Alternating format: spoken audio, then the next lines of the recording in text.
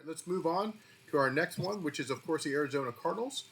And here it is. They've got, let's see here, the total here on the bottom right corner, you guys can see that is 8.5. So right there off the bat, they have it at 8.5. It is a plus or minus 110. So that's for over and under, both at minus 110 there. So the preseason, again, they're definitely playing the AFC West in the preseason. It's the Kansas City Chiefs, Denver Broncos, and the Las Vegas Raiders. So again, just like the Seattle Seahawks and the LA Rams, they have their bye at week 8. So let's go through the first 7 games. At the New Orleans Saints, home against the Carolina Panthers, at the San Francisco 49ers. That's going to be a nationally televised game there. And then they have a Thursday night game. The Arizona Cardinals will host the Seattle Seahawks, which we just talked about. Then they stay home for the for the Tennessee Titans, at the Indianapolis Colts, and then home again another national televised game right before the bye against the Green Bay Packers.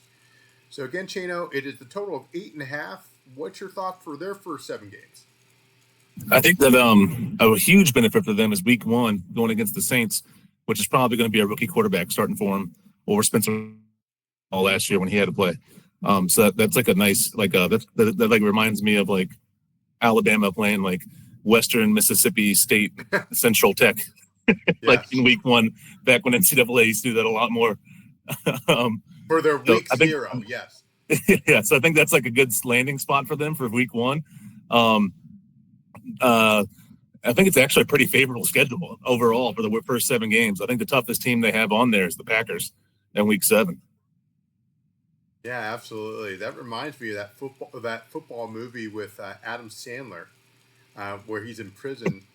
It was a remake of the Burt Reynolds. Yeah. Yeah. What was the name of that movie? Longest Yard. Unnecessary Roughness? Oh, the Longest Yard. That's Longest Yard. Yep. The Longest Yard. Yeah. I love Cheeseburger Eddie for that movie.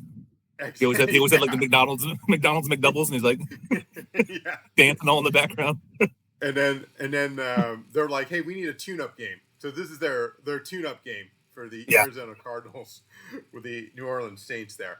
All right, finishing up after the bye week, we've got 2 away games, one of them being on Monday Night Football against the Dallas Cowboys on November the 3rd. Then away at the Seattle Seahawks, home against the San Francisco 49ers, and then you have home against the Jacksonville Jaguars, at the Tampa Bay Buccaneers, home against the LA Rams. That's going to be a nationally televised game there. And then we've got an away at the Texans, home against the Atlanta Falcons, and then 2 away games to finish up their season at the Cincinnati Bengals on December 28th. That time is to be determined, as well as the date and time for their last game, which is against the LA Rams.